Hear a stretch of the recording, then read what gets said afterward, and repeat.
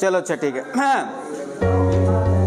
अच्छा देखो, इससे पहले मैंने बहुपद के मतलब जितने भी फॉर्मूले थे, जितने भी कॉन्सेप्ट थे, सारे मैंने आपको बता दिए। लेकिन आज हम आपको बताने वाले हैं जो आपने बहुपद का स्टैंडर्ड फॉर्म पढ़ा, मानक रूप पढ़ा, बहुपद की घात पढ़ी, बहुपद के गुणनखंड करना सीखा, अगर बहुपद के शून्य निकालना सीखा, अगर शून्य दिए हो तो उनका योगफल और गुणनफल निकालने के बाद बहुपद का मान ज्ञात करना है कि ये फॉर्मूले आखिर आए कैसे, है ना। तो सबसे पहले त्रिघात बहुपद की हम बात करते हैं कि त्रिघात जो बहुपद होता है, तो आप जानते हैं कि जब भी आप किसी त्रिघात बहुपद यानी ax³ plus bx plus cx plus d, अगर कोई त्रिघात बहुपद है तो जानते हैं गुणनखंड करेंगे तो उसके कितने शून्य का आएंगे?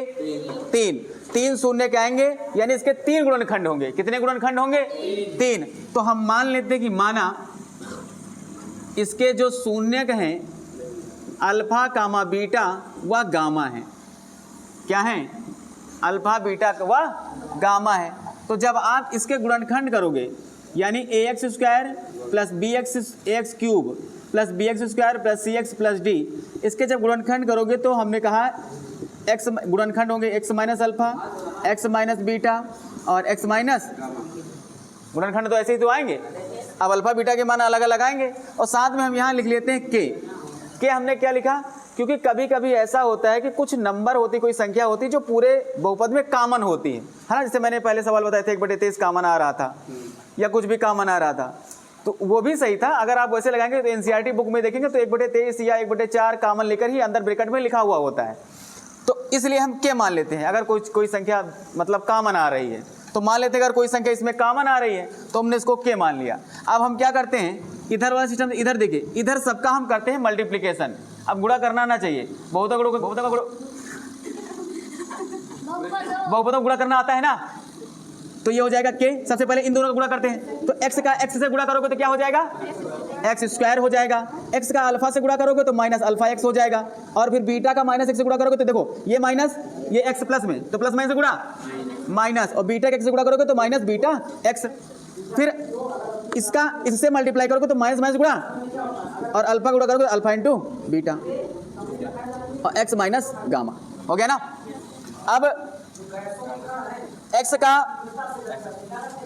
इन सब में मल्टीप्लाई करेंगे और फिर गामा का मल्टीप्लाई करेंगे। चलिए देखिए, तो ये हो गया के, इसका इससे मल्टीप्लाई करोगे तो हो गया x³ minus alpha x² minus beta x² और प्लस हो गया अल्फा बीटा x। हो गया नहीं? हो गया। फिर गामा से करते हैं तो माइनस है तो माइनस प्लस गुणा तो हो गया माइनस गामा x², फिर ये माइनस माइनस प्लस हो गया गामा अल्फा x, फिर ये माइनस माइनस प्लस हो गया बीटा गामा x, फिर इसका इससे गुणा तो माइनस अल्फा बीटा गामा। ठीक, तो यहां देखिए अब हम x³ लिख लिया। देखिए स्क्वायर वाले टर्म बहुत सारे हैं, 1 2 3, तीनों माइनस में है तो माइनस चिन्ह हमने ले लिया कॉमन। क्या ले लिया? तो यहां पर alpha plus beta plus gamma हो गया। फिर स्क्वायर के बाद x वाले टर्म देखिए, एक ये रहा, एक ये रहा, एक ये रहा, तीनों प्लस में है तो प्लस ही लिखा दें, तो क्या अल्फा इंटू बीटा ये रहा, बीटा इंटू गामा ये रहा, और गामा इंटू अल्फा ये रहा, इंटू x² वाले। अब क्या बचा? अचर पद कहाँ है? ये माइनस अल्फा बीटा गामा। के से मल्टीप्लाई करा दीजिए तो होगा kx³ minus k alpha plus beta plus gamma x² plus k alpha beta plus beta gamma plus gamma alpha x minus k alpha beta gamma. हो गया। और ये जो चला रहा था ax³ plus bx² plus cx plus d, दोनों तरफ सेम ही चीज़ लिखी है। तो हम क्या करेंगे, x² x³ और x के गुणांकों की तुलना करेंगे। क्या करेंगे? क्योंकि सेम ही बहुपद है। तो यहां से देखिए k की वैल्यू कितनी आएगी? a।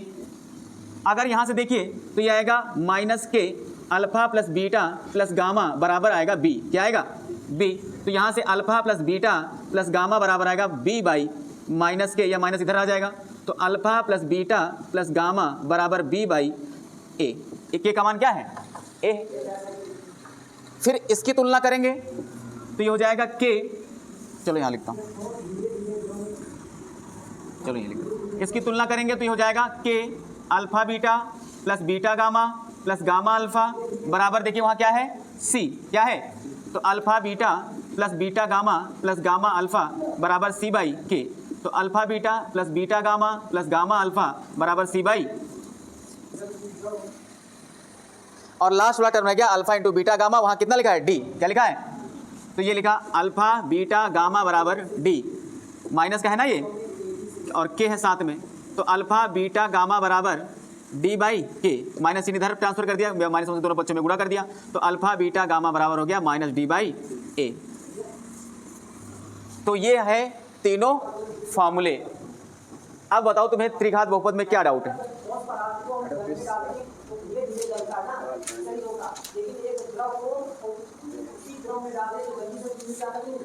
तो इसको नोट करने की जरूरत नहीं है, मेरा बताने का उद्देश्य था कि सूत्र कहाँ से आए,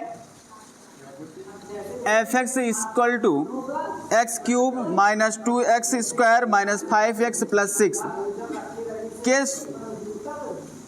मूल दिए हैं 3 कामा माइनस 2 कामा 1 और साथ में मूलों व गुणांकों में संबंध सत्यापन करना है। ये एक शर्त विभिन्न प्रश्नावली है, यानी 2.2 कह सकते हैं।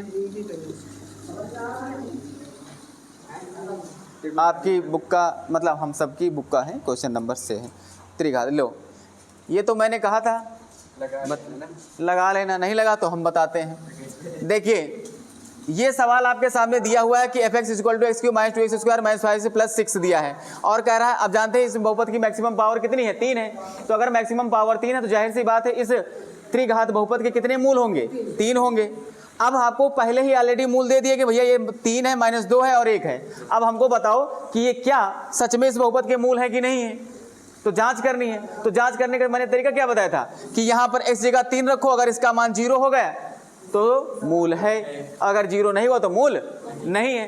तो 1 बाई 1 करके रखते हैं, देखते हैं 0 होते कि नहीं होते। जो 0 होता जाएगा वो शून्यक होता चला जाएगा, और जो 0 नहीं होगा वो शून्यक नहीं होगा। चलिए जांच करते हैं। और हाँ, हम मान लेते हैं, माना, चलो बाद में मानते हैं, पहले जांच कर लेते हैं। तो सबसे पहले हम निकालते हैं F3 का मान। क्या निकालते हैं? तो F3 जरा यहाँ रखो, 3 का क्यूब माइनस 2 और 3 का स्क्वायर माइनस 5 इंटू 3 और प्लस 6। चलो बताओ पारुल, 3 की घात 3 का मान बताओ। 3 की पावर 3, इसीलिए घन याद कराए थे ना। क्या होता है? 27। और 3 की घात 2 का मतलब, हाँ 3 का वर्ग कितना होता है?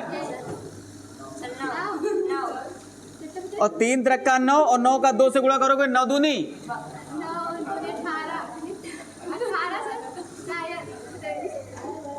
18। फिर 5 का 3 से गुणा करो, 5 3 12, 5 3 प्लस 6, माइनस माइनस वाला जोड़ लीजिए, प्लस प्लस वाला जोड़, ये प्लस तो 27 6 33 माइनस 15 18 33 हो गया 0। तो F3 का मान आ गया 0। हम लिख देंगे अतः 3 Fx का शून्यक है।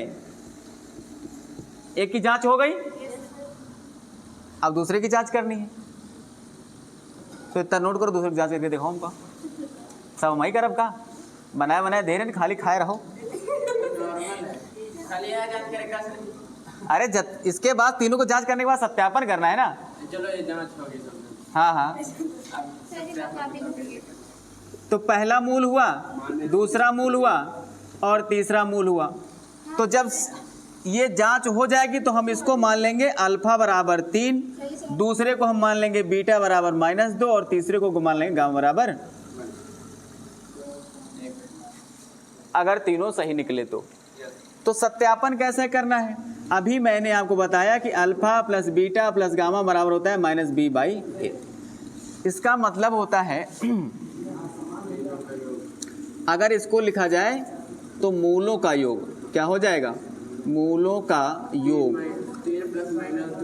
रुक जाओ, मैंने लिखा -b/a, तो b क्या होता है? ये यहाँ, यानी x² का गुणांक बटे x³ का गुणांक, तो हो जाएगा -x² का गुणांक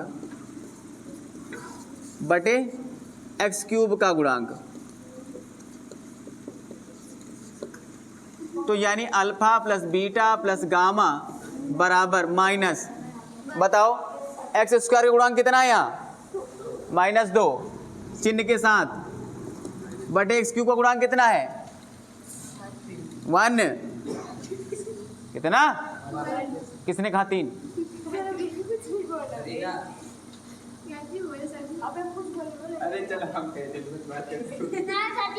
इधर देखो, अल्फा बीटा के मान रखो लाइन से। अल्फा का मान 3, बीटा का मान -2 और गामा का मान 1। ये हो गया 2, 3 1 4, 4 - 2 बराबर 2, तो ये हो गया 2 बराबर 2। एक तो सत्यापन हो गया, मूलों का योगफल का सत्यापन हो गया। तो यही तो कह रहा है कि मूलों के योगफल और उसके गुणांकों में संबंध सत्यापन करना है। तो इसी प्रकार से मैंने पहला सत्यापित कर दिया। दूसरा क्या होता है? Alpha beta plus beta gamma plus gamma alpha बराबर क्या होता है? c/a। क्या होता है? c/a। चाहो तो हिंदी में लिख सकते हो। c का मतलब क्या होता है? x का गुणांक, a का मतलब x³ का गुणांक, और तीनों को 2 गुणा करो तो अल्फा का मान कितना है बताओ जरा हमको? अल्फा का मान 3, बीटा का मान -2 प्लस बीटा का मान -2, गामा का मान 1 प्लस गामा का मान 1, अल्फा का मान 3, और c का मान है -5 अब बटे 1। ये हो गया -6, ये हो गया -2, ये हो गया +3 बराबर -5, तो हो गया -8 + 3 बराबर -5, तो -5 बराबर 5। तीसरा क्या होता है? अल्फा बीटा गामा बराबर -d/a। तो अल्फा का मान 3, बीटा का मान -2, गामा का मान 1, डी का मान 6/1, तो ये -6 बराबर -6। तो हो गया सत्यापन। इसमें क्या डाउट था?